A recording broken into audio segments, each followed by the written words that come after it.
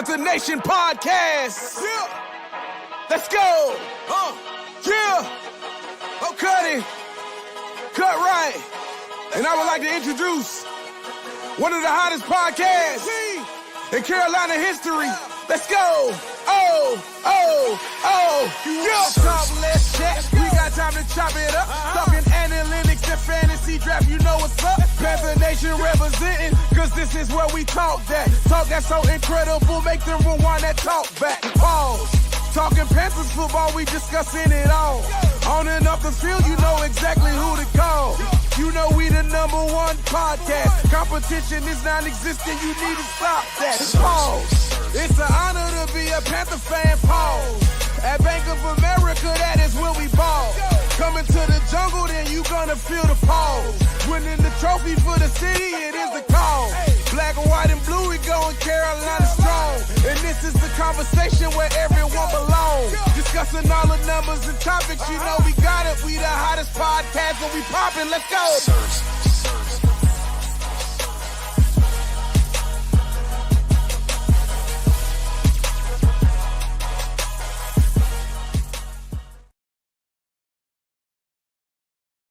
QueenCityPodcastNetwork.com.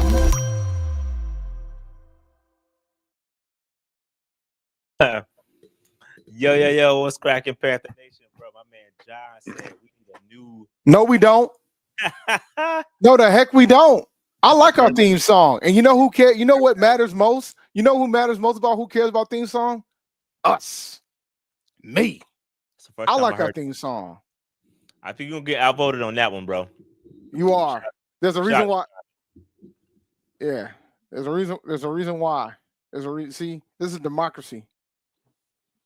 People like the last one too. Y'all, man, some of y'all get the hate out your heart. Shout out to Big Low. Bro, I don't even remember the last one. What was the last? No, it was just a do. We occasionally use it. Yeah. Yeah, bro. Yeah, we might have to run that one back if I can find it. I gotta find it somewhere. Or just take it from when you used to do them videos and just grab it.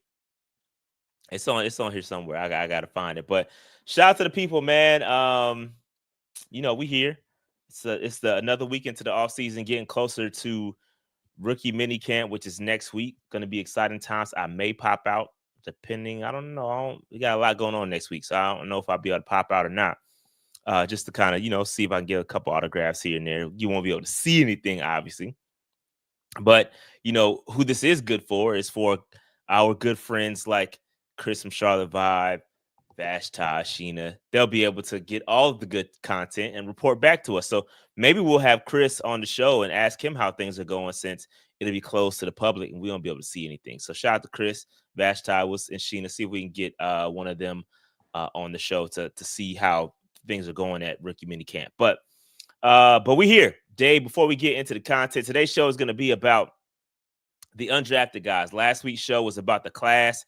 We talked about the good class that we had and how the public is giving us all the good grades. And now we got to talk about the undrafted guys. And I do have shout out to, I forgot my man name. I gotta get my man on X. He reached out to me. He asked me about a heat map. Dave, remember how we used to do the heat maps back in the day? Yeah, we used to do the heat maps. I did one for the new projected starting lineup.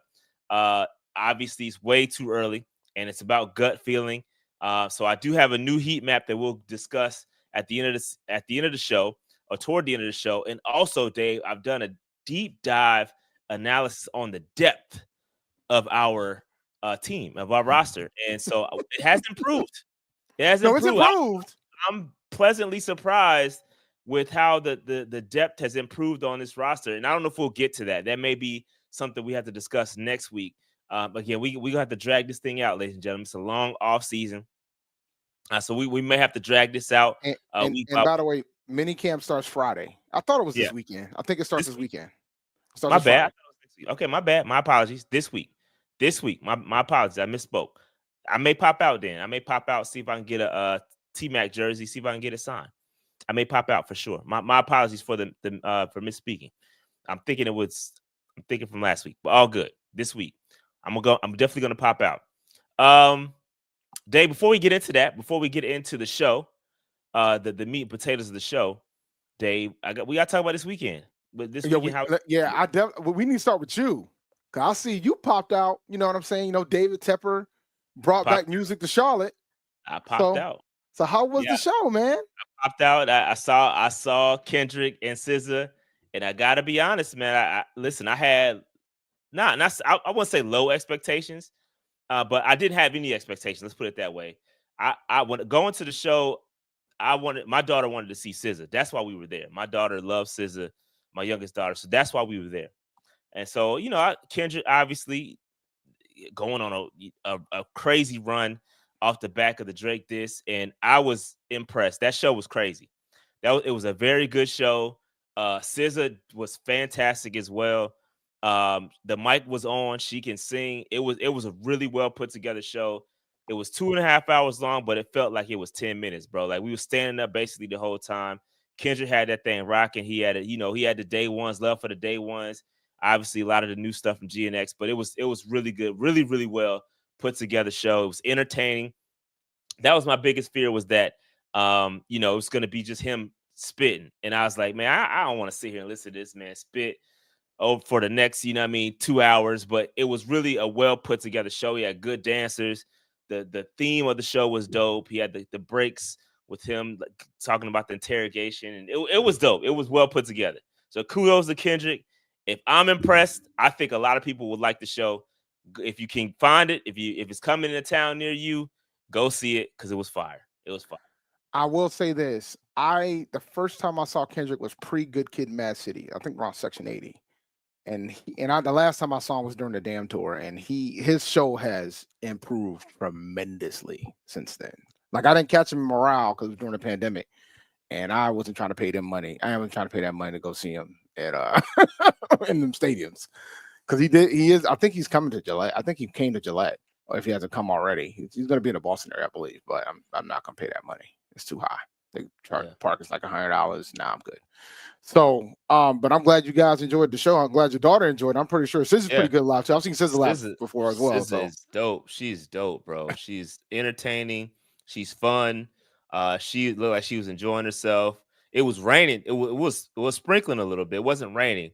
But if you can find some of the clips on TikTok, I saw it, bro. It's dope. It's dope, man. It was dope. One thing about concerts outside, man, the rain gives this crazy effect if they decide to still go out there and do it, man. Crazy effect. Yeah, it wasn't, it was sprinkling basically. It wasn't real rain. Like, it looked worse than what it was. It wasn't bad at all. It was not bad at all. But yeah, man, salute to Kendrick. Good show, entertaining. And I was impressed, man. Shout out to Mustard. DJ Mustard was there. So it was dope. It was good stuff, man. That's what's up. That's what's up. Now this weekend, man, like I'm like in packing mode right now. There's gonna be a week when you look at my background and realize there's nothing gonna be behind me. And that week is coming very soon. Like I went to my storage spot, looked through what I had in storage, and started taking some of that stuff out. Found a box of Amiibos that's been sitting in storage. And I said, you know what, let me sell all this. I don't need this anymore. So I sold a bunch of Amiibos over the weekend. So I mean, it was a pretty it's gonna be packed. It's gonna be pack season until June. And then I got movers coming in mid-June to take all my stuff out of here, but I gotta start putting this stuff in boxes. So that's gonna be my process from now.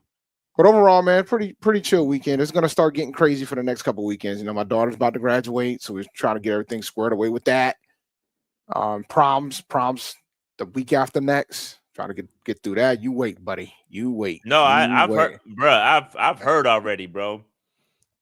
You forgot that my daughter goes to a dance studio, and we the dance parents be talking, bro. And I'm hearing these prices for these dresses. Now, what you need to do, and the thing is, I think I overpaid this go around, because normally we would just get a dress from China, and the dress that my daughter had was immaculate, and I think we paid like under $100 for it. But this one's a little bit higher. So don't be out here. Crazy. It would have been you if you would have. Don't be out here trying to spend a ridiculous amount of money on these dresses, because it's only for one day. She ain't gonna wear it again. Oh, facts, you know me, but hey, listen, I was talking to other parents, bro. They like, yeah, we dropped blah blah blah. I'm like, bro, there is no dog. way. I barely wanted to spend the $140 for the one for this year, because honestly, man, I don't know about you, but like the rule when I was younger, bro, is you go to your junior prom, and if you miss the junior prom, you go to senior. Because typically the juniors run prom, but up here they do 2 proms. They do one for the juniors and the seniors up here. They do 2. So like I'm like, this is insane to me. So because she went last year, so you went to junior prom last year, she's going to senior prom this year. But yeah, I'm literally moving down the street. I'm downsizing. Yep. I'm downsizing, man. My studio's gonna be in the living room in July. Well, mid-June, because I'm gonna have everything moved in by mid-June probably. All right. So with that said, man, I'm glad everybody had a good weekend. There was a lot going on in Charlotte. There was 11 Life Music Festival this weekend too, so it was a lot happening in Charlotte. Jesus. Bro. Yeah, it was a lot happening, bro. It was a lot going on. Charlotte was lit. Charlotte this weekend. But anyway, on the prowl, man. I know what time to stay on the prowl. Let's get right into it, Dave, because there's not much news to talk about unless you want to hit some other NFL news. Dave, you got any NFL topics you want to discuss before we get into it? Yeah, I don't want no kickers. I think we're good on kicker. Oh yeah, that's my bad. No, you weren't alone, bro. I forgot, bro. I forgot that my man Tuck. Bro, my man, dog. You know why? You want to know? You want to know why you forgot? They didn't do the same news cycle that the last Nasty Man had, so folks forgot. I mean, it's yeah. No, it's the same thing. Quarterback, kicker. I get it. It's not the same, but it's the same. It's the dog. Nasty Man is Nasty Man. All right, like let's not do this. Nasty Man is Nasty Man. All right, Dave, before we get into it, hit the super chats real quick. All right, let me do these. We got 3. All right. Shout out to Preston, man. Off topic. K-Dot and Scissor had their joint shaking, didn't they? 10 out of 10 would recommend. That was I saw the videos and that joint looked wild, bro. It was lit, bro. It was lit. I ain't going front, bro. You know I could get up here and tell the truth. Yeah, because you be critical of Kendrick. I'm a hater, bro. I'm not a hater. I'm just a natural skeptic. I'm a skeptic by nature, so you can't just sell me with words. I gotta see it for myself, and I gotta be honest, bro. It was lit, man. I'm not even gonna sit up here in front. It was lit. Now he does he knows what tracks to play. He knows what to do. Like I think at the beginning of his career, he was trying to figure it out, but he got it now. After when I saw him on the damn tour, I was like, oh yeah, he's ready, man. He's done. He's out of here. Shout out to ACAS. Shad really emphasized when he said depth. He must be impressed with the way the roster is shaping up. Yeah. Now, listen, I had a quick peek into the roster, and yeah, it's looking solid, man. It's looking solid. And I'm not a Kendrick hater, by the way. I see you, Marcus. I'm not a Kendrick hater. I like him. I'm no stan, bro. You ain't the biggest Drake fan either. So I mean, yeah, I'm a cold guy, he ain't really the biggest bro. Drake fan either. He's a cold guy. Yeah, he's a cold guy. I'm a cold guy, man. 2'6". So y'all can't really. I mean, I'm good. We good over here. All right. Shout out to the Big Fish for the super chat. Off topic, but Drake still better. Chat show it. I mean, better charts. I guess you meant charts. I don't care about that. If you watch this show long enough for me, I could care less where you chart. Are you talented or are you not? But that's just me. I ain't really reaching like that. You know, some of my favorite rappers don't hit the charts. So, all right. Anywho, let's get going. Let's get into it. All right, let's get into some of these undrafted guys. As you can see, I got their names. I got where they're from. I got the height, the weight. We're going to go through strengths, weaknesses, the pathway to making the 53, because we're all looking for the next Jalen Coker, the next Damani Richardson, right? So can these guys break onto the 53-man roster? And what's the path for them to make it there, right? How are they going to get on the roster? So this is all about. And then what's the likely outcome?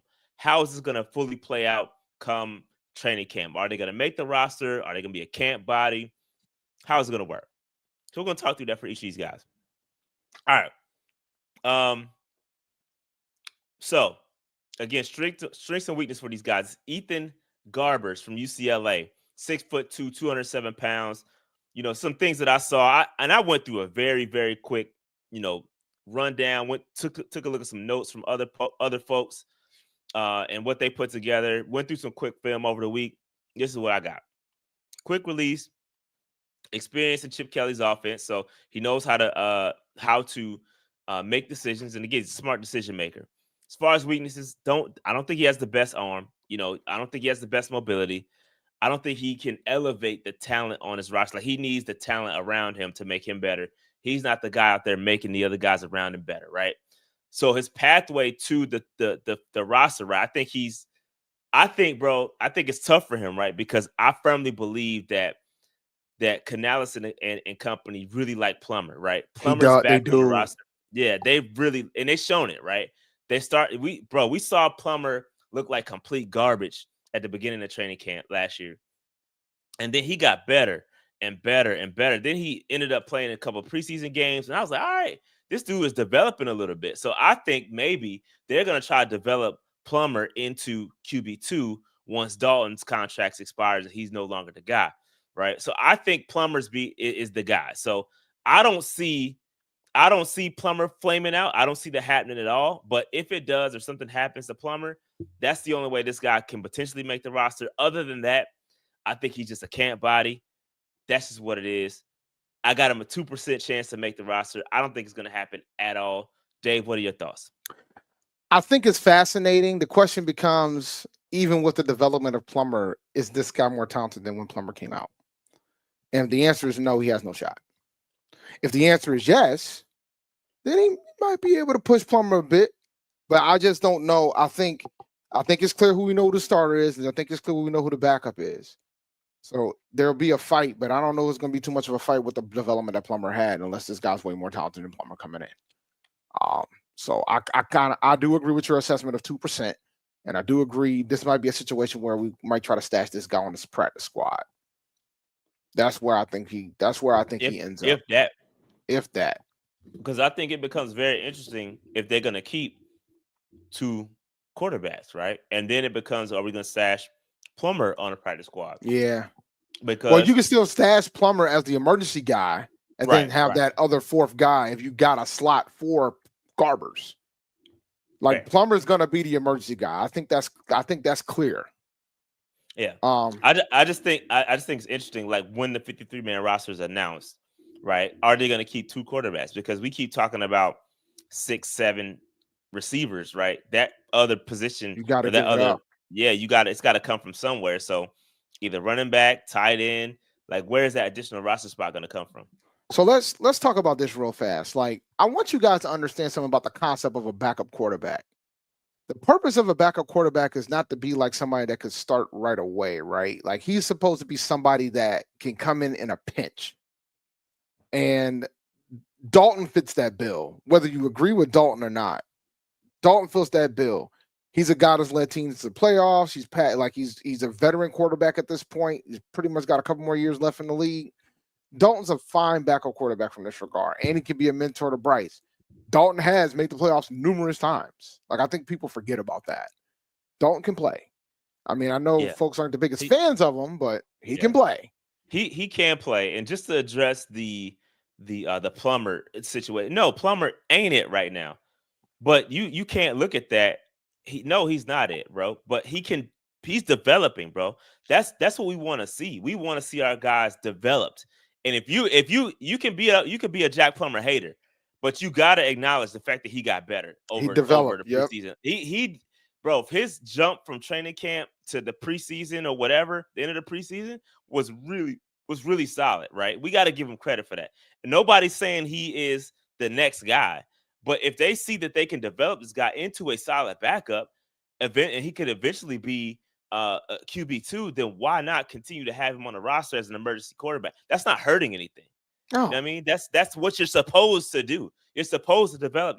It's almost like we've forgotten how trash we've been over the past couple of seasons. Like, you like, bro, like, this is normal. Yeah, you're supposed to keep mid guys and develop them. That's how it's supposed to work.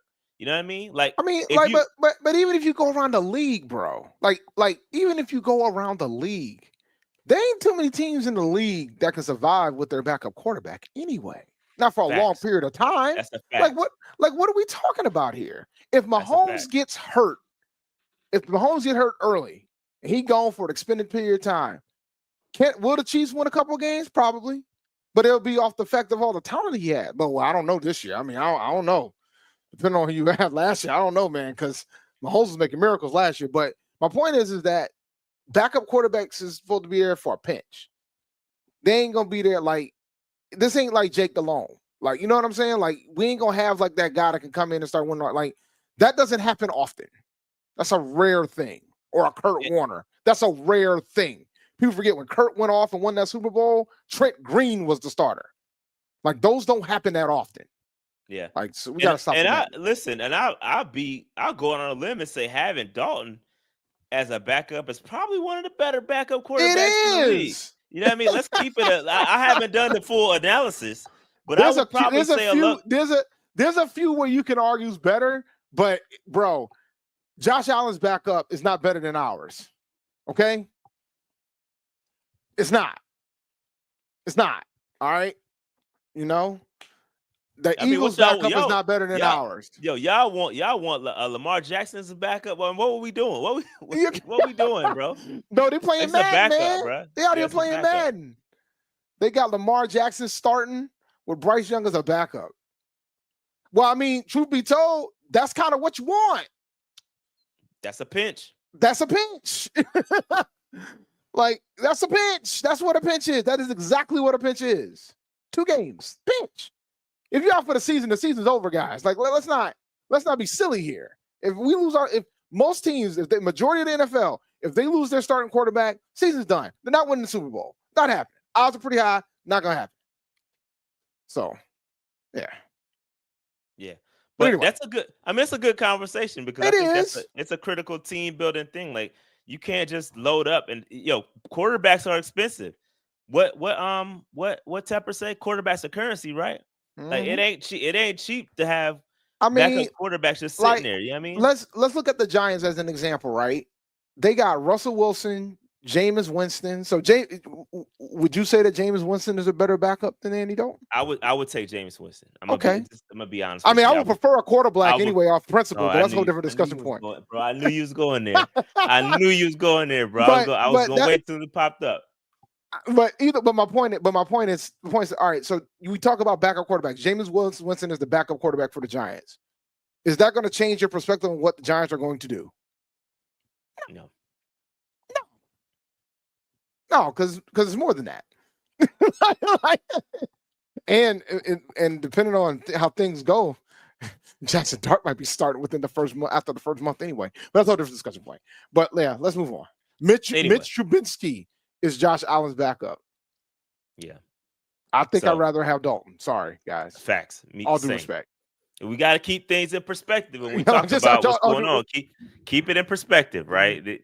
Andy's a solid backup, and I think that they're trying to develop Plummer. That's the plan, right?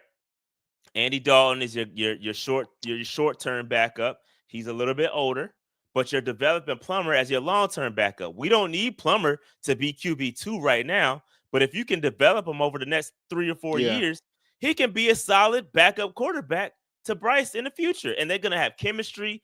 That's good. Like, that's not a bad thing. You know what I mean? So I don't know. Anyway, y'all think Carson Wentz would win a bunch of games with the Chiefs team from last year? I don't. I'm sorry. He's washed, bro. Like, let's not do this. There's a reason why he kept jumping team to team after he left Philadelphia. It's not an accident. But anyway, let's keep it moving. All right, let's move on. So we got a running back. K-Ron Lynch-Adams from Michigan State, 5'10", 215 pounds. Listen, I like this. I like this one, bro. I like this one. I think the odds are not good for him to make the roster just because all the guys in front of him. But listen, this guy's a downhill runner, got good contact balance. In short yardage, he's going to get you that 1 or 2 yards you need. He's a bigger running back, right? So I like this guy. But again, not the fastest guy. Doesn't have that breakaway speed that you're looking for, if you're looking for that. And his pass catching ability is a little bit limited. Again, I think he right now is competing with Imani Bailey and Blackshear for RB5, but this is a super long shot. Potentially could make the practice squad, but I don't know. Imani Bailey is all right too. So this is a tough one. I got it at 10%. And again, I think Akash asked this. This is a number that I just pulled out of my head, bro. The fact that you put the quarterback at 2 Yeah. And this guy should be like around 5. Yeah. I agree. I don't disagree. Again, I was just pulling numbers out. Nah, I feel you, dog. Nah, I'm not gonna get super analytical over the number that I just guessed. But anyway, yeah. What you think about Lynch-Adams out of Michigan State? Man, I think if we didn't draft a running back, we would be having a different discussion. But we drafted a running back, so I wonder why he made a decision to come here. I don't think he has a shot to make the roster. I'm gonna keep it a buck with you. I think the moment we drafted a running back, that kind of like between can he return kicks? Can he return punts? Well, we're done here. Like the discussion's over. Like I don't know what we're talking about here. Like I'm just trying to be straightforward about this. Unless he knocks it out of the park and he beats out Blackshear and Bailey, and then you got to get past the fact that Blackshear has already been on this roster. So you kind of gotta dominate the competition at that point. Like you got to pretty much do everything better than Blackshear from the gate to like have a legitimate shot to do this. Like that's too much. You're asking for too much. I don't think Blackshear's going to make the roster. So yeah, me either. That's a whole different discussion point. Yeah. So you got, just looking at what's in front of him, you got Chuba, Rico, Trevor Etienne. I don't think Jonathan Brooks is going to play this season. So if they're looking at keeping another running back, you had better have the special teams ability. So that kind of it kind of helps Blackshear a little bit if he's the best returner. So there could be a possibility where we keep 4 running backs and he be the special teams guy. I don't see it because I think Etienne can return kicks too, and I think they're gonna obviously Etienne is gonna be on a rookie deal and can return kicks. So as well. Go ahead. Let's say hypothetically we kept 4 and he beats out Blackshear and Bailey, right? He would never get a jersey. Yeah. He would never get a jersey. We would never see him. And that's just the reality. He would never get a jersey because you're not going to tell me he's going to get one ahead of NTN, and he's not going to get one ahead of Jimmy Horn. He's never going to get a jersey. Yeah, and I think RJ is right here. He would have to make ETN cuttable, and that's a huge stretch being that. And if you and let me tell you something, if you make NTN cuttable, then I'm going to question. Like we already kind of questioned that pick at the time. Like at the time when it happened, we'll be questioning it even more if it gets to the point where you're talking about cutting NTN. That's a 4th round pick, bro. Like that's expensive. That's expensive for a guy that. So Danny, he would have to be great. We know that Brooks is on IR. Yeah. We didn't even count Brooks when I said the 4. Yeah. You get Chuba, Rico, NTN, and then you got the number 4th guy. We didn't even count Brooks because Brooks is probably going to end up on the pup and he's going to get counted towards the roster spot. So I'm not even concerned about that. Yeah, we think Brooks is not going to play this season. I kind of said that when I went through him, but yeah, man, it's tough. It's tough.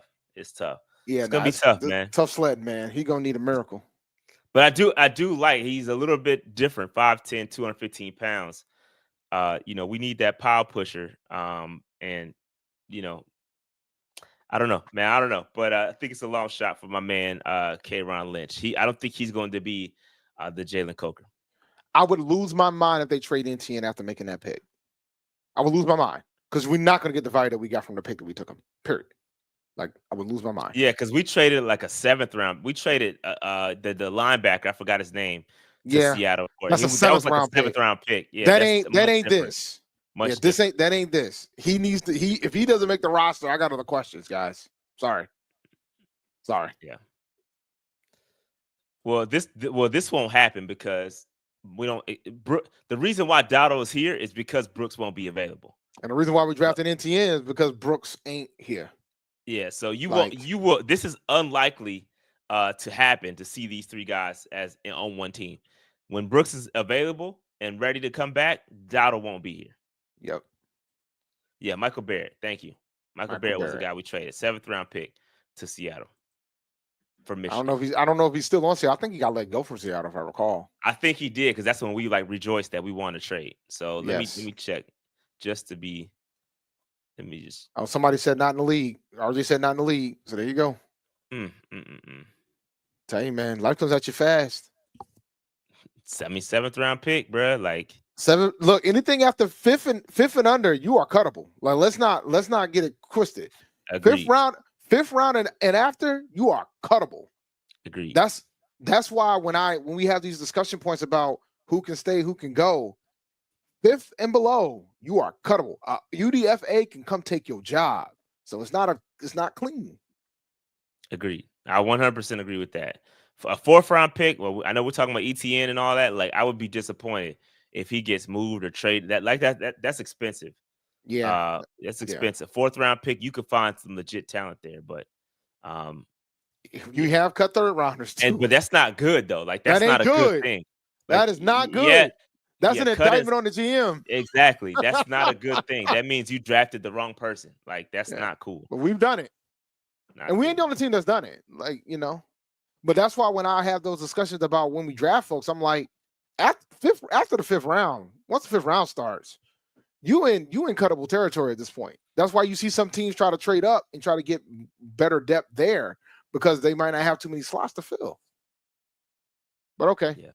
Who's all right, next? let's keep it moving. We got offensive lineman Steven Losoya III from Vanderbilt. 6'3", 324 pounds, guard center versatility. So that's always a positive. He's a physical against the run, which we love. We love the run game. A little bit of limited lateral movement, inconsistent pass protection. So he's more of a run blocker than he is a pass blocker. Obviously going to be competing for LG3, left guard 3, with Ja'Tyre Carter and Jared Kingston. So this is interesting. I think these offensive linemen that we do have on the roster can make their way onto the roster. Like, this is a little bit they have a better chance to do it. And again, I think I have it at the bottom, like the outcome. He could sneak in as a 9th offensive lineman if Corbett isn't ready. Like, if Corbett is injured, or he's not quite ready to go, and we end up letting him go, like, he could find his way back on the roster. Either way, I think he's going to be a practice squad stash because you got to keep that some offensive line depth. Go ahead, Dave. You was about to say something. No, I like this pickup. It's going to be fascinating. I think if he competes, he might push some of these linemen. And like you said, I agree with regards to Corbett, because if Corbett's not ready, then yeah, they might pull the trigger on him and get younger and keep it moving.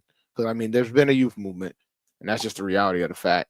So I wouldn't be shocked if they make the decision to do this if depending on what's going on with Corbett. And he might be able to compete, man. SEC. Yeah. So we'll see. Yeah. I mean, don't let Vanderbilt fool you. Vanderbilt beat Alabama this year. And I think what's more intriguing about it is the center guard versatility, right? That's a big benefit for him. You know what I mean? So, yeah. So, again, 35% is still a long shot, but it could happen with injury. Injuries happen. Like, so you have to take that into account, right? Like, injuries do occur. So these guys can make themselves available and potentially make the roster if injuries do occur during training camp. So you got to think about that. That's why there's a pathway here.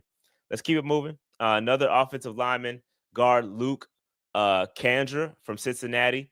Again, powerful base, consistent hand placement. 6'5", 319 pounds. This is a big human being, okay? Again, he's on the right side, more of a right guard. He's competing behind Zavala. And if Cade Mays or Ram, something goes wrong with them, then you could see him making the roster too. I got him a little bit higher to make it potentially. I think he's a little bit more dominant in the run game. But he could potentially, again, he's got a real shot. He's NFL. If he shows the NFL strength, joint practices, it could happen. This could happen. You know what I mean? So keep an eye on this dude, man. He's a strong cat. So I think it's a possibility. It's a possibility, man. Certainly a possibility. So, Dave, any thoughts on this? This one's fascinating because if beating Zavala would not be a shocker. It would not be a shocker. You calling Zavala mid? Is that what you call him? I'm not trying to call the guy mid. Don't do that. I'm just saying it wouldn't be a shocker. Cade would be interesting. Cade is so versatile. So Cade has an advantage because of his versatility. So I think Cade can probably still sneak and get the roster. I think the key for him to make the roster is beating out Zavala. And it's very possible. Very possible. Shout out to Danny. Oh, my fault, Dave. Go ahead. Because the bottom line, yeah, and shout out to RJ and 4-Man Rush too, because look, man, one thing I got to give those brothers credit for, They know how to freaking find linemen. They know the trench. Yeah, they know them trenches, bro. Love them to death too, but they know their trench play.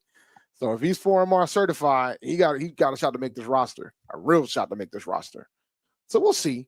Yeah, we'll see. So just again, this is one to watch. You got to keep an eye on him. I think he's again a strong cat. You know what I mean? So like if he can, if he's dominant in the run game, just imagine having him behind a Hunt and a Damian Lewis. You know what I mean, this is building that depth, and he could, if he can beat one of those guys out, he could definitely make the roster. Definitely make the roster. Yeah, Mays got cut, but Mays also played pretty well when he got the starting role at center. And we can't knock Mays. Yeah, that's why I said the path very, to him very well. The path, like I said, the path to Kandra making his roster is beating up Savella. That's the path. That is the clear path, in my opinion. Yep. So that's just how I feel about it. Like I think Mays is safer than what folks want to admit. But we'll see. We shall see. But I like the fact they're picking up that they grabbed a couple offensive linemen in undrafted free agents. I love it. But yeah, good stuff here. 40%. It's pretty high. One of the higher percentages that's out that you got this. Yeah. You got another one of the high, I'm just being honest. It's one of the higher percentages. I mean, typically we get like 2 or 3 guys from the UDFAs that make the roster. So we typically get 3 of them, 2 or 3. So it's gonna be interesting. Yep. All right, let's keep it moving. Michael Tarquin from Oklahoma, 6'6", 313 pounds. Strong anchor. Got good heavy hands. Poor foot speed though versus speed rushers. He gets beat with speed quite frequently. Not a good thing. I got him as tackle 4 behind Icky Moten and Yash Nijman. Low chances. I think he's going to have to depend on an injury to occur, which we don't want happening. Knocking on wood right there. The likely outcome, he's got to compete with Brandon Walton. And again, he's got to get, I think he's going to have to rely on some magic to happen for him to make the roster. Don't see it happening. But for now, it's just going to be a camp body. But he's a big dude. Real quick. Oh, go ahead, Dave. You got it. Shout out to Super Chat. Rah. Super interested where you guys have Namura. We'll get there. Well, we're going to get there. But 25%.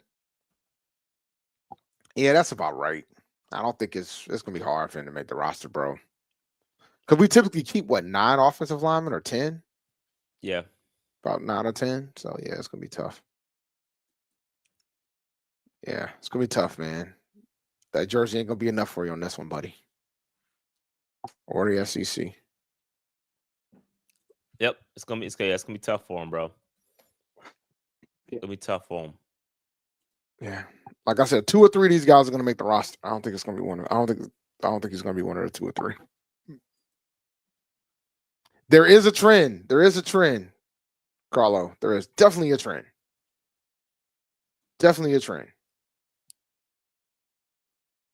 So they wanna be able to run the ball.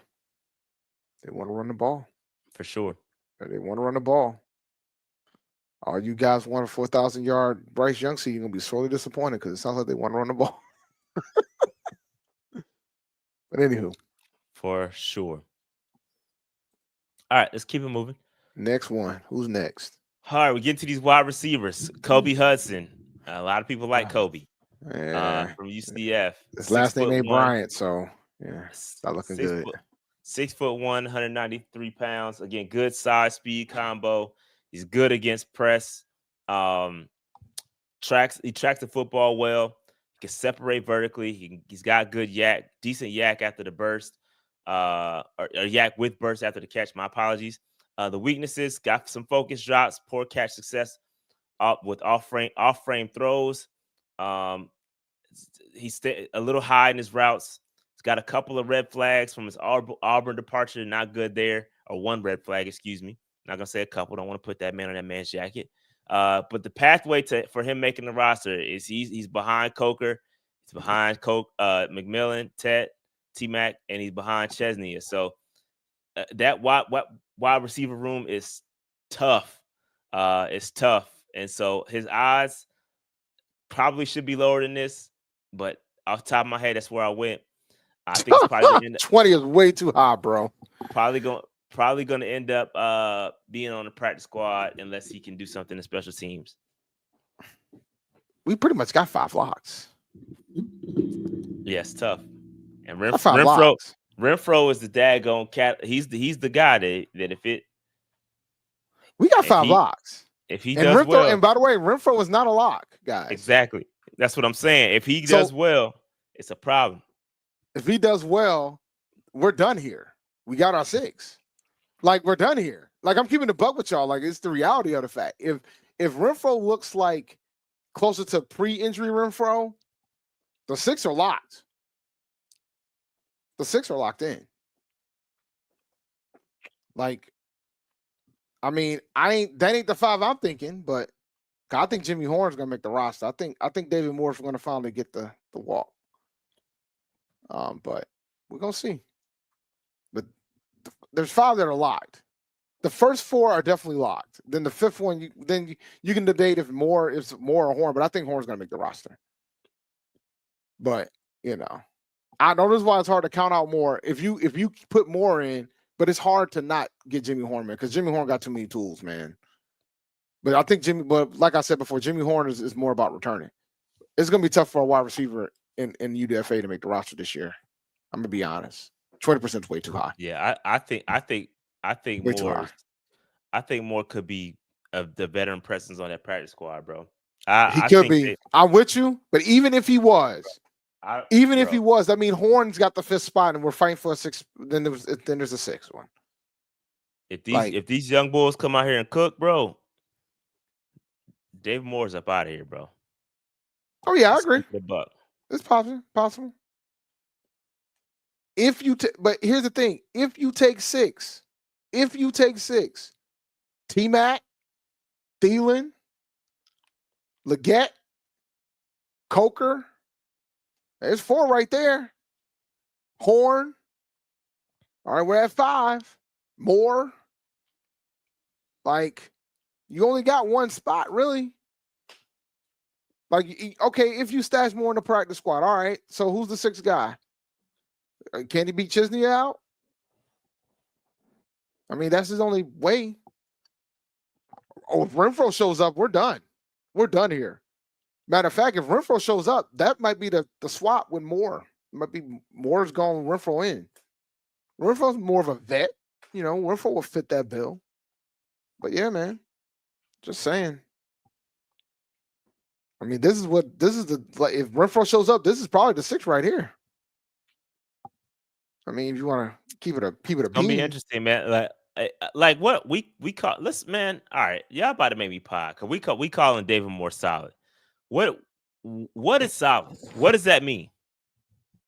Oh God, what does solid mean in 2020? Because I watched him during training camp, and then prior to training camp, there was some people trying to tell me, "Oh, David Moore better than Coke. David Moore better than Coke." He's not. He ain't.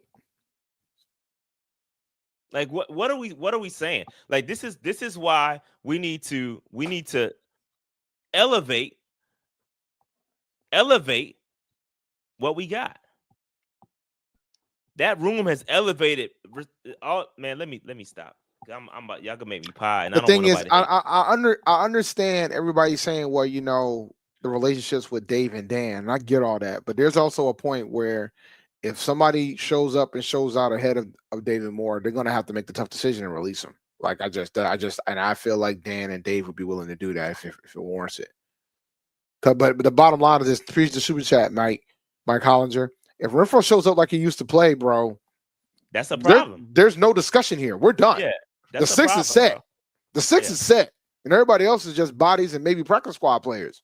The 6 is done, and that's if we take 6. We might decide to do 5. Then what? Y'all talking about having 3rd quarterbacks and 4 or 5 running backs? I mean, the spot got to come from somewhere. Shout out to Big D, no Kool-Aid sipping.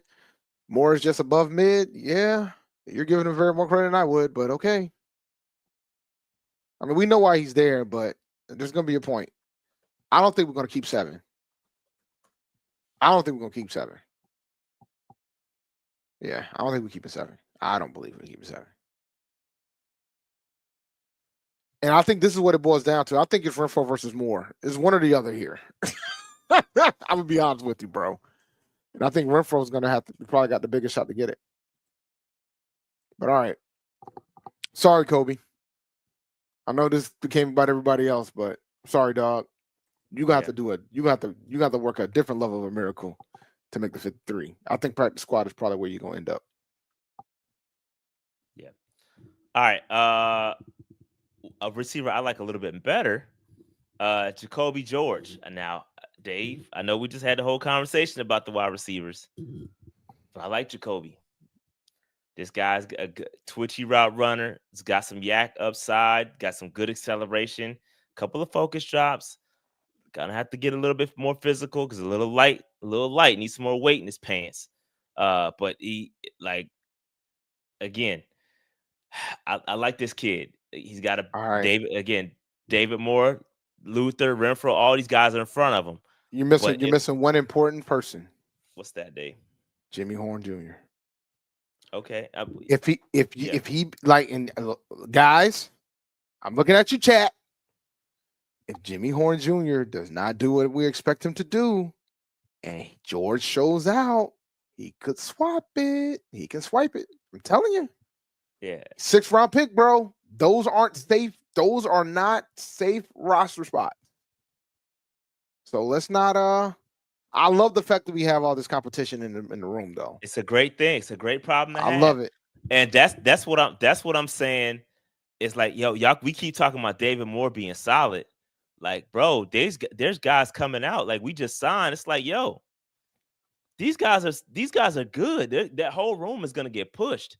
You know what I mean? Like, this is a good thing. And we still talking about David Moore, respectfully. Like, what are we talking about? Moore's in trouble, bro. Like, if Moore beats out all these people, I got other questions. But if he earns it, good for him.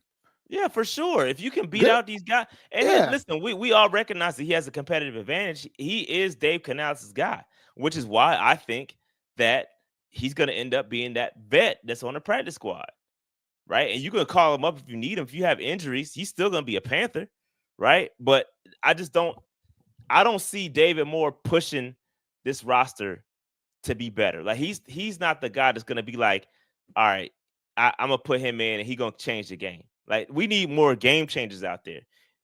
And if you're giving David Moore a jersey, that's just removing other guys that have the ability to make. You're gonna take another name that we could potentially that could be better. You know what I mean? So I don't know. I think even for Jacoby, right? It all boils down to special teams. And look at all these special teams guys we have on the roster, right? You talking about Blackshear, Horn, Jacoby. There's a bunch of guys that can return, right? So I think that whoever is the best returner, which, again, just going back, we're talking about the wide receiver position, but this also translates to kick returns and punt returns too, right? That also is going to get better. So that's great. Like, get the best return. It's no more just keeping Blackshear around because he can field punts. No, we want a guy that's more than just a guy that can field punts. We want a guy that's effective in returning punts, changing field position. That's what we need. We don't have that. You know what I mean? So, again, I just want to throw that out there. These are good problems to have. You know what I mean? So, we'll see. All right, let me hit these super chats. I believe this staff won't show real nepotism. They will go best players eat. I'm not fully there regarding David Moore, Wade, but I really do appreciate the super chat. I think you could question whether or not Moore should have made a roster last year, but I'm not ready to go there. Double O Kane, y'all putting a lot of stock on Renfrow old work. I gotta see some in 2025. That's true. No. I look. If he ain't the guy, release him. He don't make the 53. True. I think Renfrow is a low risk, high reward pickup, right? Yes. There's nothing that we we didn't give anything up to get him. This is a complete shot in the dark. And if he's trash, then guess what? He gets cut. It's no harm, no foul. But if he turns into that old work, bro, He's making the roster. Problems. He's gonna make the roster. Some problems because he was solid. Big D, no Kool-Aid sipping. We need to push the roster, get better homegrown talent. Nah, I feel you, bro. But look, man, we're gonna see what happens with this situation. Got a couple more super chats, man. Hold on, got a few more left. Shout out to Scott Whittle for the super chat. I really appreciate that, sir. Scott, man. And shout out to crazy. My man, go put him back up there. This can't go game is crazy, Dave. Respect the can't go game. Yeah. I see it. I see you, LL. I feel you, dog. Shout out to Scott. Shout out to Scott. Mike Hollinger. Horn equals Ted Ginn 2.0. I ain't going that far yet. Hey, listen, I'll take the return ability. Yeah, I sure would. If he's gonna be Ted Ginn 2.0, keep him off of the field during first through third. But hey, on a return, hey, have at it. Ginn can return kicks now. All right. Let's keep it moving. Let's keep it moving. What we got next? Here's another one. Moose the III. Boy, we didn't even get to him, huh? Moose the III. You want to talk about nephewtism? A lot of nephewtism here. I like this story. This is a great storyline, a great offseason storyline to monitor. But the kid's got good football IQ, good hands. Yeah. The legacy, obviously, you got to count the legacy being son of the Panthers' great Muhsin Muhammad. Not a dynamic separator or yak threat. I don't think he's going to do much in that area. But the pathway, again, he's a slot guy. You can go. He's behind Horn, Jr., Thielen, Renfro. It's a lot. That slot, we got a lot of guys that can play slot. I think the odds are slim for him to make the roster. Like I said, likely outcome. This is a great PR story. Likely going to the practice squad unless there's some more injuries. But this is a dope story, and it's definitely going to be something to watch. It's going to be something to watch. The question I have, Dave, is what number is he? You think they're going to let him wear his Pops 87? Who got 87? Nobody got 87, right? I don't think so. But if I was him, I wouldn't wear. If I was him, I wouldn't wear his Pops number though. I wouldn't. Bro, I haven't seen anybody wear 87 like that. I mean, there's two numbers that ain't gonna be worn that I haven't seen been worn in a long time. 89 has never been worn since he left. Yeah, that's true. But we know 89, 159. Like we know those, but I've also never seen. I mean, they gave 90 away, which was that's whole different. They did. Yeah, that's foul. But yeah, but that's foul. But I've never seen anybody wear 87 like that, unless I'm tripping. Ed Dixon wore 87. Nobody has it now. Dan Chesney will wear 88. So if he wear 88, then shit, my man could wear 87. And yeah, more wide receivers that are going to the single digits too, and the double digits. So like they kind of it's changed a bit. Oh, Ed was 84. You're right. He was 84. Dixon was 84. You're right. But nah, I would love to see him make the roster. I just don't see a path. I don't see a path. I don't see. This is a dope story though, but I don't see it. Phenomenal story, and I hope the Panthers milk it as they should. I think the squad is probably where he's going to end up, unless miracles happen. Hickson Ward in 2013, but that one time, I mean, that's since Moose. That's crazy. That's crazy. But anyway, that is Muhsin Muhammad, the third out of Texas A&M. Salute to Moose, baby Moose. All right, we got a tight end, Bryce Pierre, UCLA, 6'5", 255 pounds. He's got some good athleticism, especially being his size at tight end. He's got again the blocking at his size. He should be a better blocker. Oh my God! As soon as I saw limited blocking experience at 255 pounds. Yeah, he should be able to be a better blocker than that. But we got a deep tight end room, but we're still lacking that true tight end, that true dominant tight end. We don't have that. It's kind of an even keel room, but it's got a lot of names in it. So you got Trimble, Sanders, Evans, Daphne. There's a lot of names in there. And I think he's got very low odds to make the roster. I think he'd be a developmental guy for the practice squad, but I don't see him. He's gonna be a practice squad. He's gonna be a practice squad player with his quarterback. That's where it'll be. That's where it'll be. Yeah, he looks like a beast, but he can't block. Yeah, he can't block. Okay, maybe. Yeah, I don't know that it's just limited. Like we don't know that he can't block. He just hasn't been asked to do it. You know, the Chip Kelly, man. I don't know if he's been asked to be a blocker. It's just one of those things that you got to make sure when he gets to camp, you got to try it out. Yeah, something they got to keep an eye on in camp. This. Yeah. Keep messing. Mitch, that was a great pickup, bro. That's a great pickup. So keep an eye on Mitch. Keep an eye on Mitch, bro. As long as he stays healthy, he could be a problem. All right, but this is Bryce Pierre. I think he's a long shot to make the roster. I ain't gonna take too much time with this one. Oh, go ahead. Go ahead, Dave. No, I said I'm not gonna take too much time. I said keep it going. Okay. All right, keep it moving. All right. Getting to the defensive side of the football, Kenny Dyson. Out of Bryant, CAA. Yeah, 6'3", 245 pounds. He's got long arms, a good motor. He's got some good explosion paws. Got a little bit of technique issues, lower body strength. Again, I think what role is he going to play is also a question mark. It's kind of that tweener size between linebacker and edge and defensive end. You don't kind of know where he's going to play, but again, he's going to be competing against Wanham if he's going to be a true edge. Patrick Jones and Princely on the right side. So very slim chance to make the roster here. I think a developmental piece, excuse me.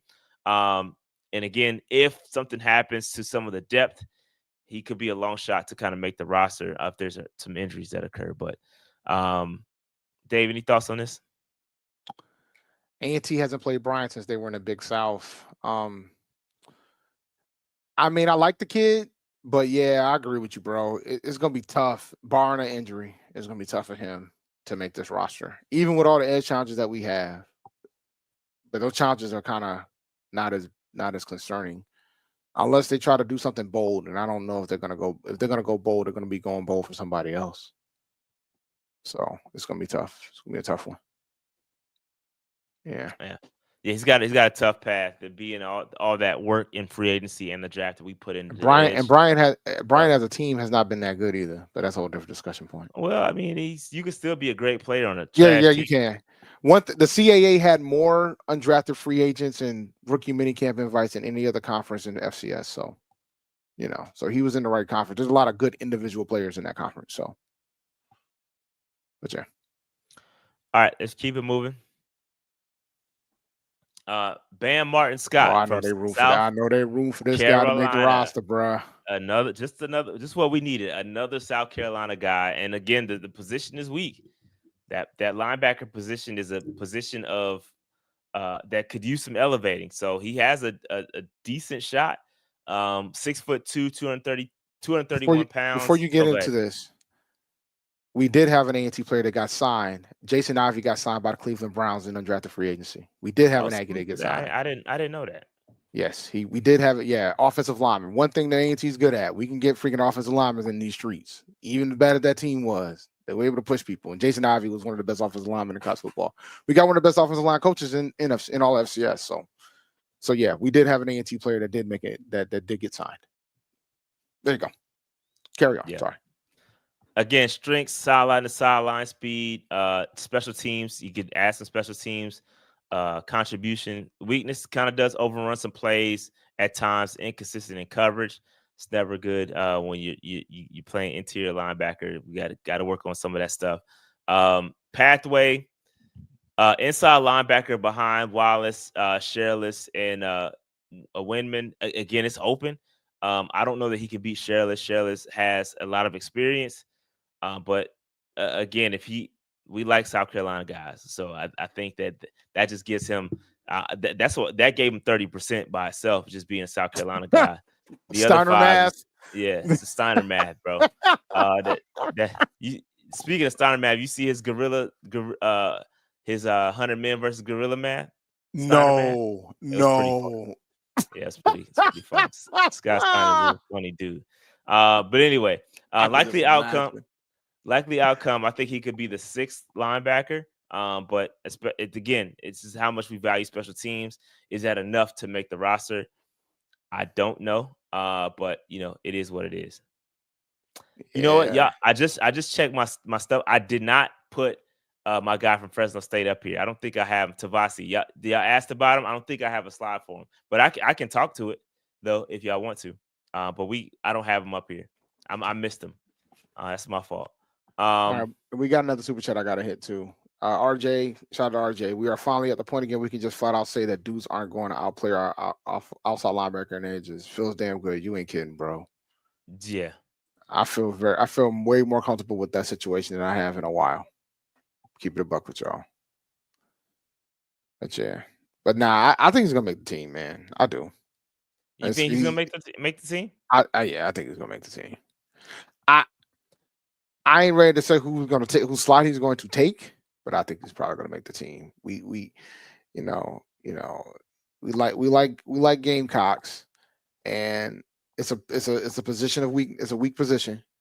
So I think opportunity is going to present himself there.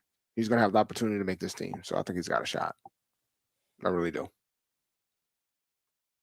This is I like this, Carlo. I think I agree with you here. Bam will be who we wanted Michael Barrett to be. Yep. I think I'm with you there. Yeah. Give me 1 second, Dave. Something wrong with y'all. Something wrong with all y'all.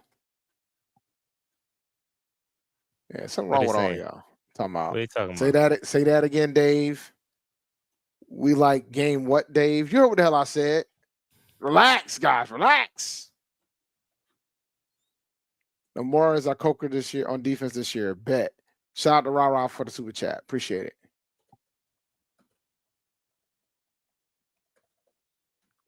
My fault. All right.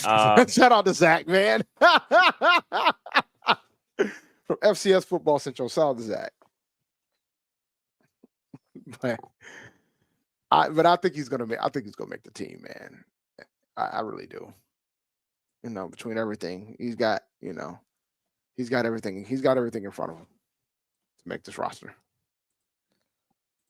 All right, let's keep it moving. We've got Trevian Thomas from Arkansas State, 6 foot, 195 pounds. Again, when you look at the depth that we had at the safety position, not good, right? So I think there is a pathway for an undrafted safety, much like Demani Richardson last year, to make this roster.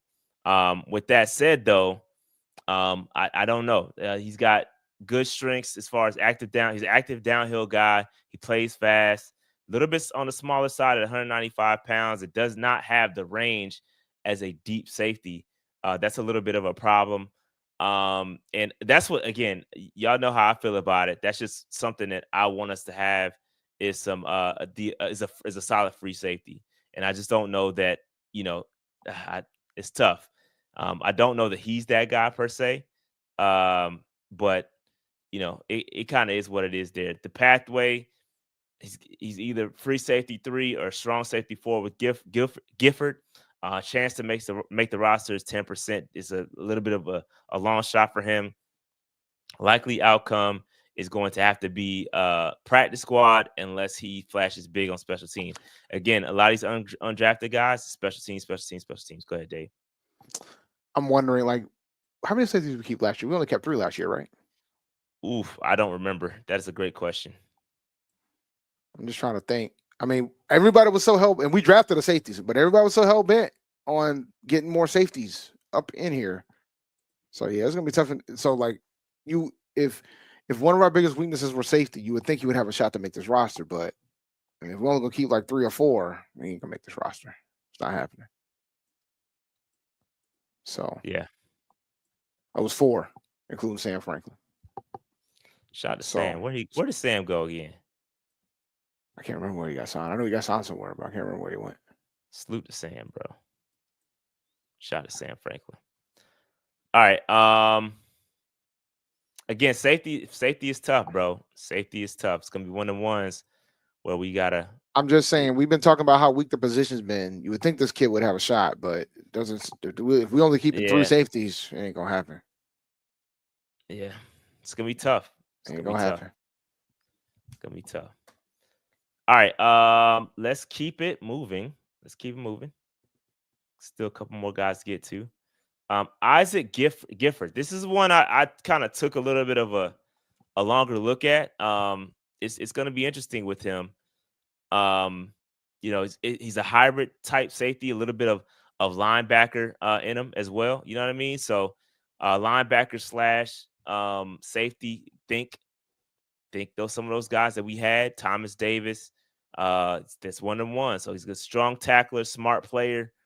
Weaknesses: he does not have the deep speed. He's got that tweener size, and sometimes being a tweener is not a good thing, right? We don't know where to put you, which makes it difficult. That's kind of what got Jeremy Chin up out of here for Evero, because we just didn't know how to use him.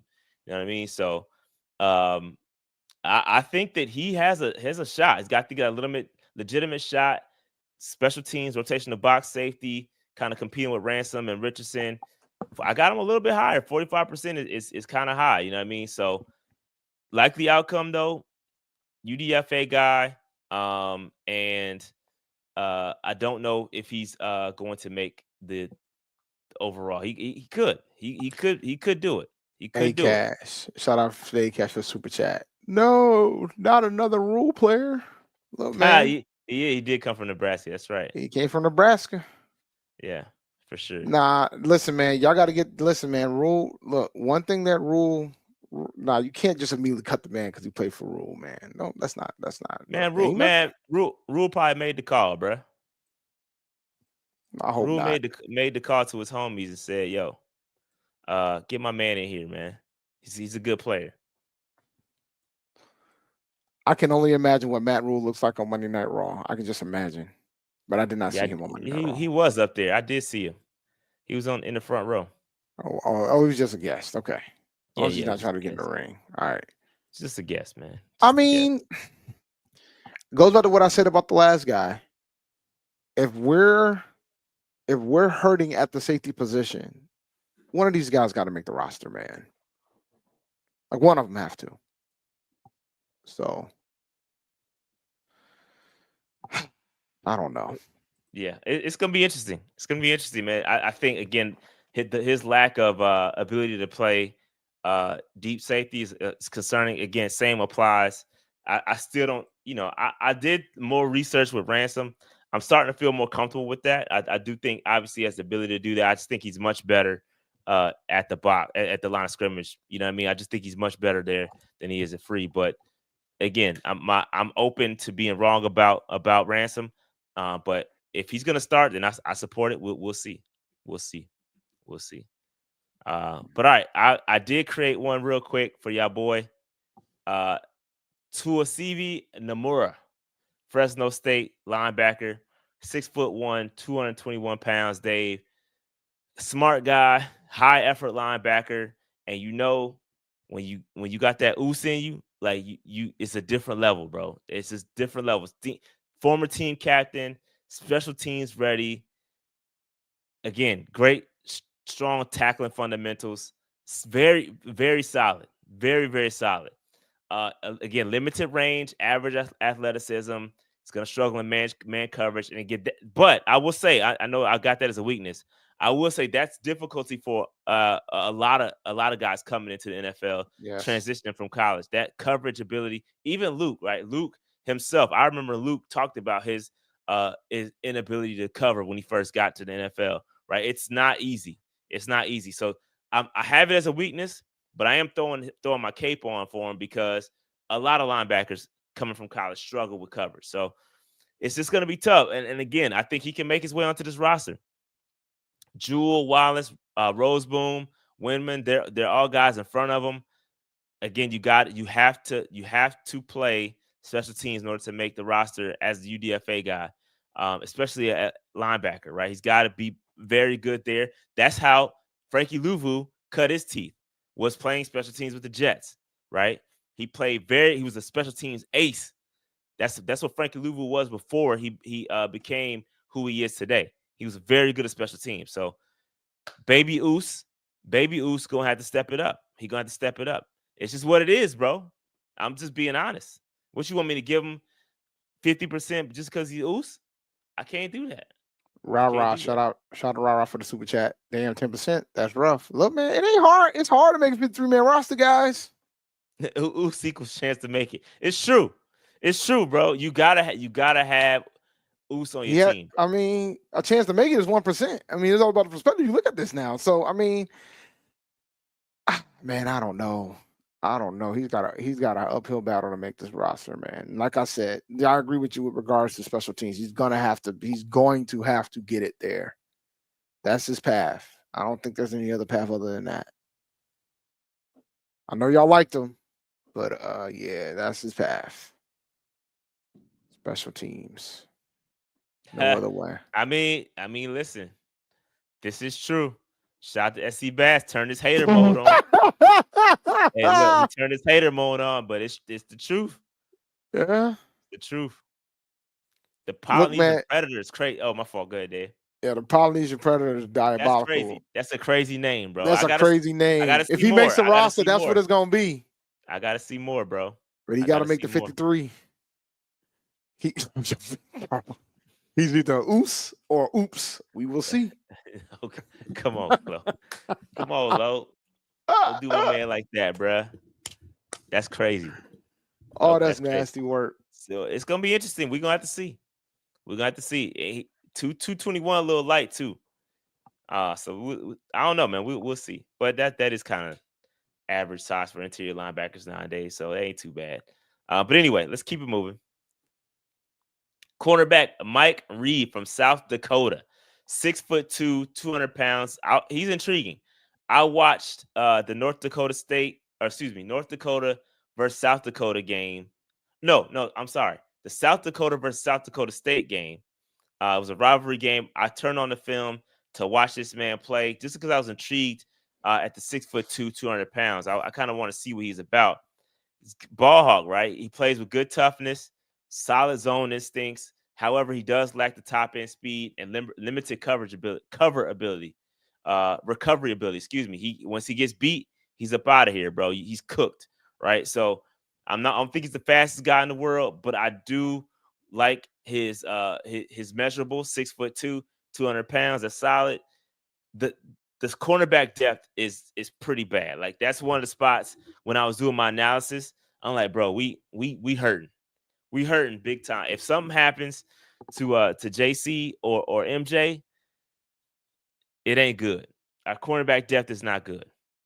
All I'm gonna say is about Mike Reed. He has a legitimate shot to make this roster, man. Like I know you guys probably never seen a South Dakota game, but the kid's good. So I think he has. If it would not shock me if this is the FCS guys that breaks the 53. Would not shock me one bit. Would not shock me. But we'll see. Yeah. Because I mean, if you want to talk about like you just discussed about the cornerback position, it's pretty weak over there after the first two, man. It's pretty rough out there. Like it's tough. We didn't draft one. I mean, we didn't draft one, so yeah. But again, a 20% chance for me, and again, I think that pathway becomes a little bit easier in that cornerback room. It's ugly out there, and I definitely think that the Panthers are going to be looking to upgrade and sign someone else potentially to come in and play at cornerback because it's pretty mid the depth. So, but I think he could land on a practice squad if he flashes on special teams. You hear that theme a lot, or if another cornerback gets injured. So again, it's all about special teams, bro. Special teams. Got to be able to contribute. All right, let's keep it moving. Corey Thorne, another one, 6'1", 195 pounds. He did go to Louisville. I could not find a picture of him in a Louisville jersey. So this is his UCF when he was a freshman at UCF. So that's why he has a UCF here. So I did go to UCF as well and also played at Louisville. He's got long frame, again, 6'2", 195 pounds. He's good in man. Aggressive at the catch point, can be grabby at times, a lot of flags, penalties, recovery speed is a little bit mid. But again, just because that depth is so bad at cornerback, there's always a path there. He could make the roster, but he's going to need a strong preseason. So I like this kid a lot too. Corey Thorne is all right. Sorry. That's what I meant to say. But go ahead, Dave. Yeah, I think that he could, bro, the cornerback position is so rough right now. Yeah, it's thin, bro. It ain't pretty. He could make the roster. I don't care about him being grabby, bro. He just got to learn how to grab with purpose. Like, you just got to learn to grab with purpose, and then make sure the ref don't see it. He should be fine. He'll be fine. So, I mean, he can make the roster as well. Like, the cornerback position after the starters, bro, is tough. It's rough. So, and if he's good in man, we kind of need somebody that could do that. So he's got the right height and weight too. Yeah. Yep. I'm with you, RJ. We definitely, I'm absolutely with you. We need to get 2 more. So that's opportunity. That's opportunity for these UDFAs. Agreed. Definitely opportunity. If there's a spot for a guy to make the roster, it's one of these cornerbacks. If not, I could see them going out and signing a veteran easily. But or pull another trade off to get another Mike Jack type player. But we definitely got to improve the cornerback depth. That's the one that has me the most concerned right now. That and linebacker, interior linebacker. But there's a pathway for these guys. All right, the last one is kicker Ryan Fitzgerald from Florida State University, 6'1", 190 pounds, got a good leg, experience. All right, from 50 plus. Again, his weaknesses, and I don't know if this is that much of a weakness. I don't think that's a weakness anymore. Yeah, I know. That's what I was getting to. I don't know if that's much of a weakness nowadays because the kickers, you got to kick it in that kick zone and all that. So I don't know if that's a bad thing. I'll have to see. We'll have to see it play out. You know what I mean? But between 40 and 49 yards, a little bit average. But I think he's got the highest odds to make the roster of all these UDFAs.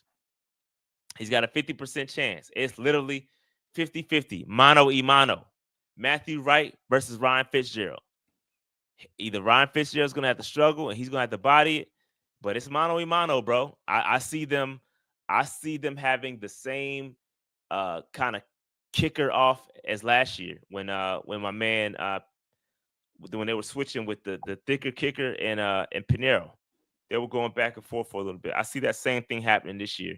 I think Ryan has a very, very solid chance to make this roster for sure. For sure. But Dave, what you got?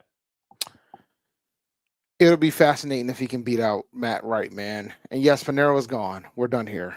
So I would like to see if he can do it. You're a Florida State fan, man. I'm assuming he's one of the best kickers that y'all have had. Solid. Yeah, he's solid. Solid.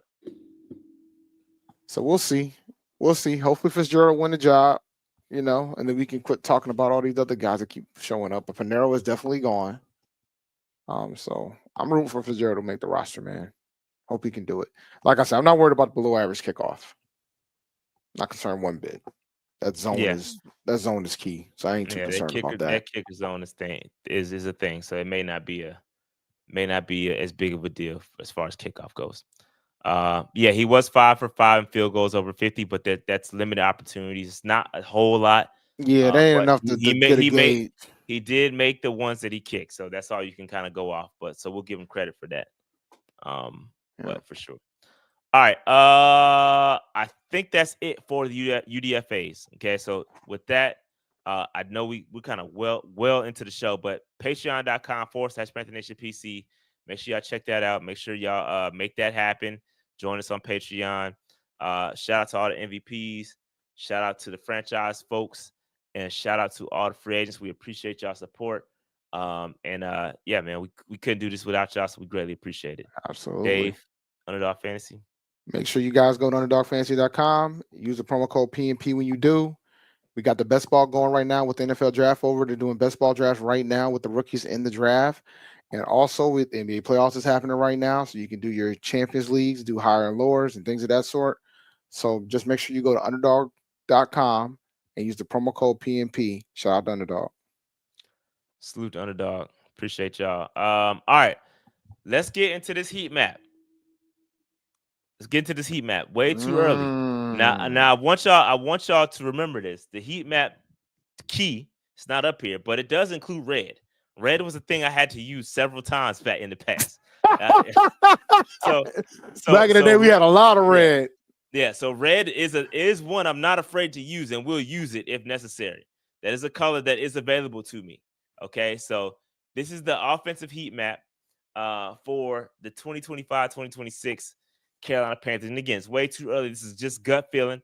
We don't know anything, right? We don't know anything, especially for these rookies. That's why most of the rookies are going to be yellow, because I don't know. We have no idea.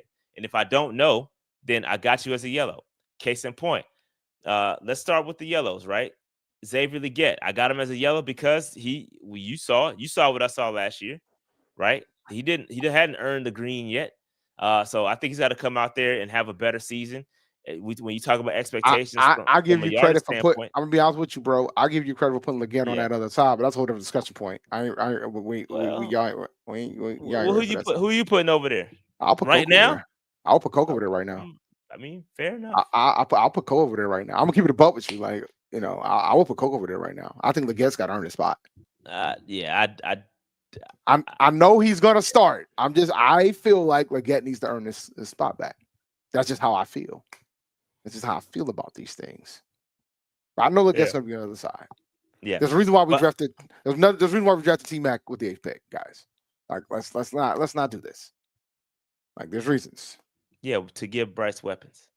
Yes, to give Bryce weapons. That's why we drafted him. Yep. To give Bryce weapons. That's the chat. That's the sentence. To give Bryce weapons. That's it. Yeah, that's it. That's part of it. It ain't got nothing to do. Got nothing to do with Legette. Okay. It doesn't. I'm a firm. I stand 10 toes in that. It's to give Bryce weapons. No, it's absolutely a great player. He's a great player, and he absolutely supposed to give Bryce weapons. But everybody knows what we all know. A lot of folks were not. Chest, Dave. A lot of folks weren't impressed with how Legette played last season. They weren't compared to other rookies compared to other rookies, including rookies on our roster. He was not as good as some of the other rookies that came out last year. He wasn't. Now, do I think he can become that guy? Yes. But this is the competition too. I ain't saying getting cut, by the way. I don't want you guys to be out here thinking crazy. I don't know. He's gonna make the team, but I think he should compete to get it on the other side. I don't think it should be a given. It's just my opinion on the man. It should not be a given.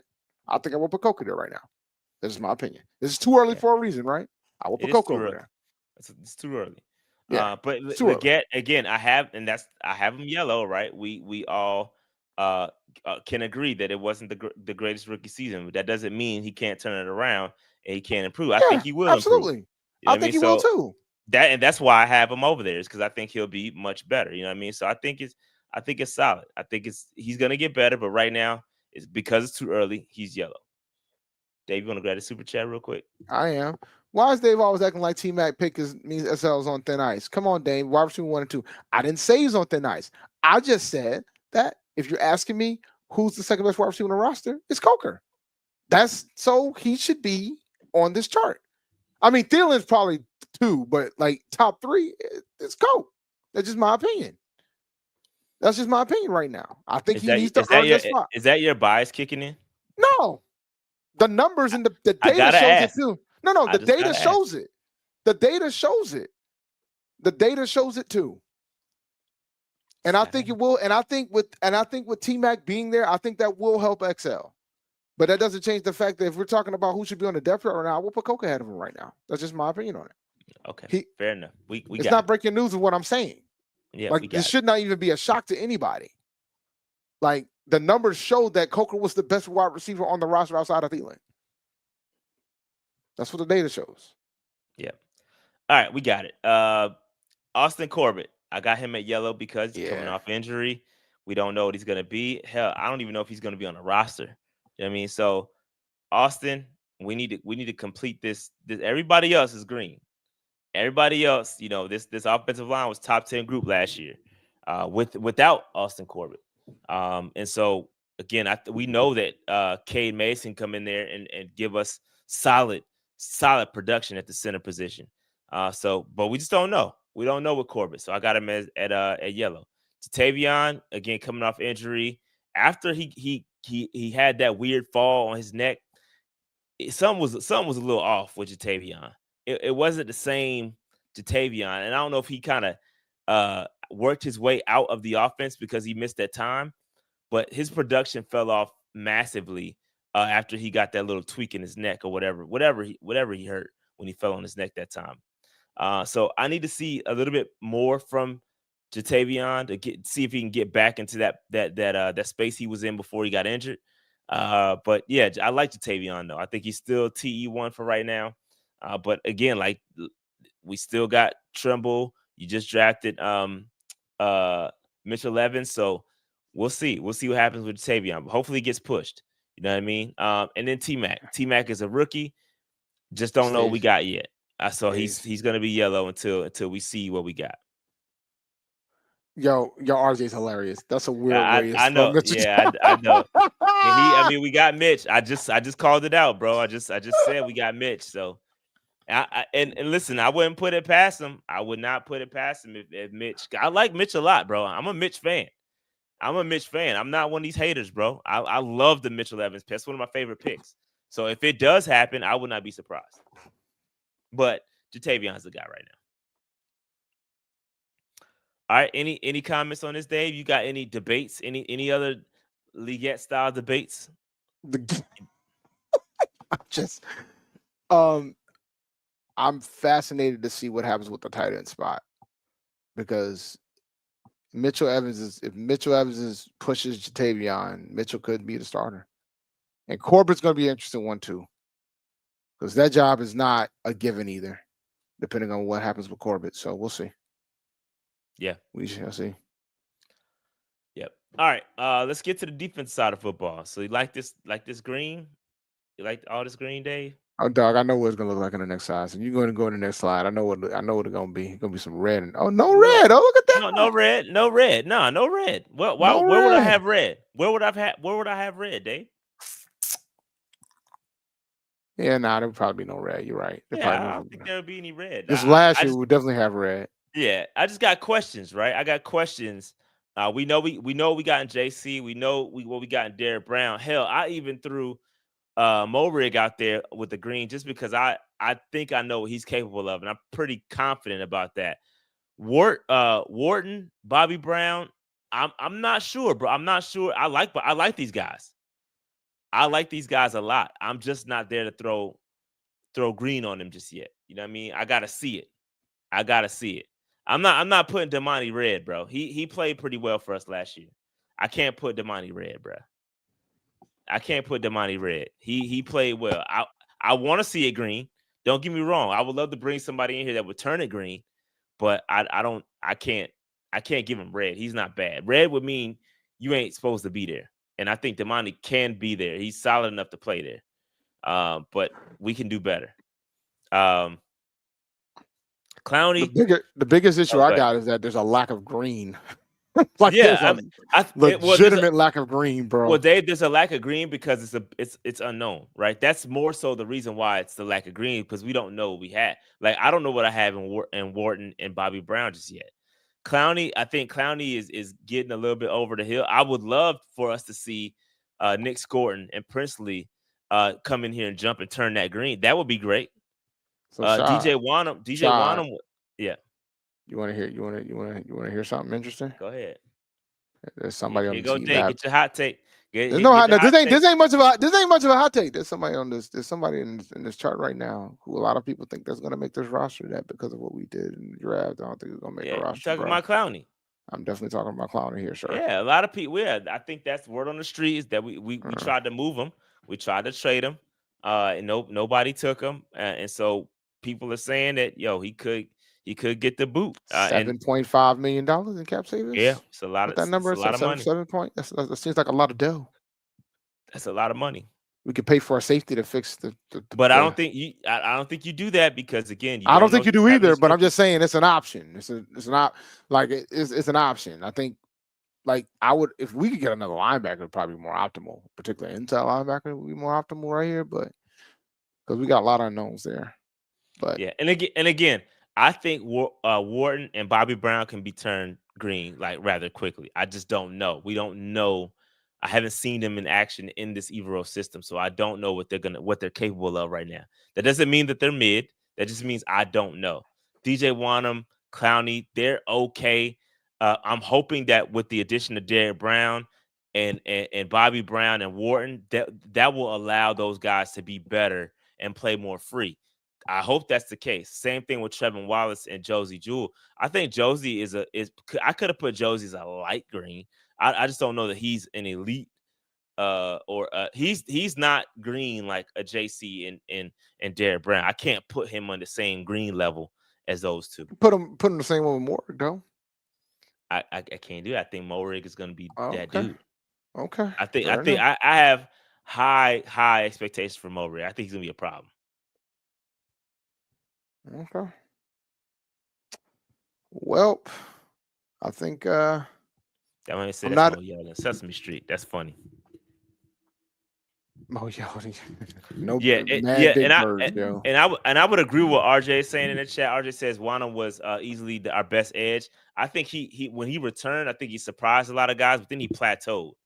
And that's my concern. Like, are you gonna continue to play well like throughout the entire season? I know he took some time, had some time getting his win back, but it just kind of plateaued. And I don't know if he's gonna be Himothy. Like I don't know. I don't know. Yeah, I mean, I need him to be in the pushing the 8 to 9 to 10 sack range. You know what I mean? Like that's where I want him to be. I know he had 6 or something like that last year, and I know it was in a few games, but I need him to be more consistent. That's all. And then Mike is a solid number 2. I think that's his peak. He's just not as good as JC Horn. So JC is him. Yeah, nah. Well, I mean, it's fair to put Mike Jack there, but I mean, he's never number 2 on the Billboard chart. So, but right here, he's definitely number 2. He's absolute number 2 right now. But either way, what are the expectations for Morig? Appreciate the super chat, Morgan Captain Mo. I mean, he's gonna start, and hopefully, he's gonna play at a high level. I mean, we haven't had some good safeties in these streets in a while, man. So it'd be good to see. Go ahead. I'm looking at the Asante Samuel like, no, we're not gonna pay him. No, but I think Morig's gonna be good. Yeah, I'm looking for. We need a game changer at safety. That's what I want Morig to be. Like I want him to be a guy that's going to turn the football over. Somebody's going to be a more. We haven't had it, bro. When is the last time we had a dominant Kurt Coleman? And I know it's a different. Like Kurt, I need him to be that type of impact. At least bring that kind of impact. I know Coleman had a ton of picks. Coleman was a very good. Like that's what we need, bro. That's what we need. I need more of an impactful safety instead of just kind of being a reactionary guy. Like we got a lot of guys just react to the football. Like I need guys that are gonna change the game, i.e. a mentor. You know what I mean? A Mike Mentor type. You know what I mean? Like that's what I need, bro. That's what I need out of Morig. And Ransom for that matter, if he's gonna start. You know what I mean? That's what I need. That's what I need. And I see all the Blackman stuff, and that's what the next show is going to be about. Is some of the free agent targets that are out there that we could bring in to help fix some of these roster issues, like the safety position, like the cornerback depth, like the inside linebacker stuff. Like we need to start looking into more free agent guys that are out there to help bring this roster to where it needs to be, because we're right there, and it's much better, bro. It's much better than what it was. We're getting there. But we're not quite where we need to be. We still got a little bit ways to go. You know what I mean? So, but that's my heat maps for so far for way too early, 2025, 2026 defense and 2025, 26 offense. I mean, that's what I got so far. And we will adjust this throughout the season. We'll do pre-training camp, post-training camp, based on all the reports that we get, and we'll change it up and see how things go. The next week's show, I'm going to get more into some of the stuff I'm working on with the depth analysis, right? We're going to be talking about how confident we are about the depth, because again, that's one of the biggest issues with our roster, right? Last year was that, okay, we got good starters, but what happens when Derrick Brown goes down? Like, you don't have any depth there. There's nothing there. And so you get jacked up. So now we need to take a look at how our depth has improved, because it has. It's gotten better. And I don't think we're talking enough about how good our depth is, how much better our depth is than last year. I'm not saying we're perfect, but we're much better than what we were. And I think Dan Morgan's done a great job of getting some guys in here.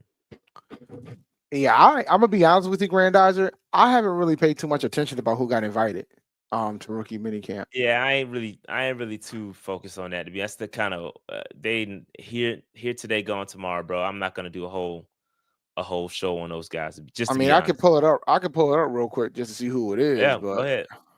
Let me see. 2025 invites. If there's anybody, and for the record though, too, I think we still got more than 90 players on our roster right now. So we gotta cut some, but we gotta cut some folks. We gotta start cutting some folks just to get under the 90 men. All right, so we got. All right, we talked about most of these guys. The money camp.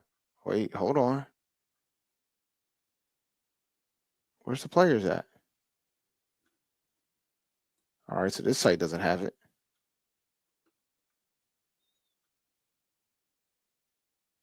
There's not a good place to put it. When are the rookie? They're gonna announce the rookie numbers. They haven't done that yet. All I know is I think Tet has number 4. We all know that, but I haven't seen any other numbers get released. That's kind of crazy. I don't know why it's taking so long.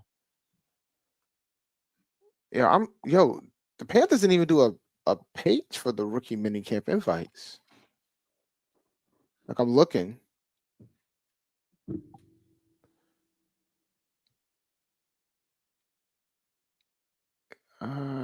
Keon Crossan got invited. But bro, like,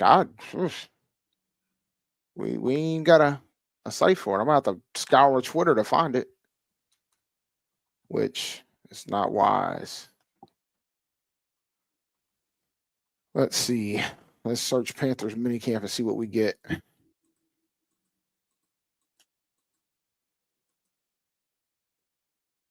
Let's see.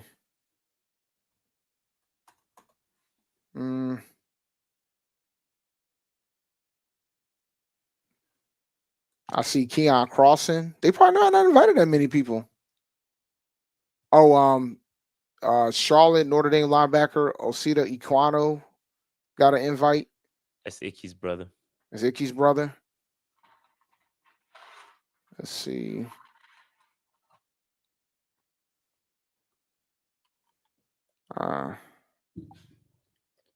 Let's see here. Abe Kamara. Yeah, man, that's why I said ain't no point. Abe Kamara, safety from TCU.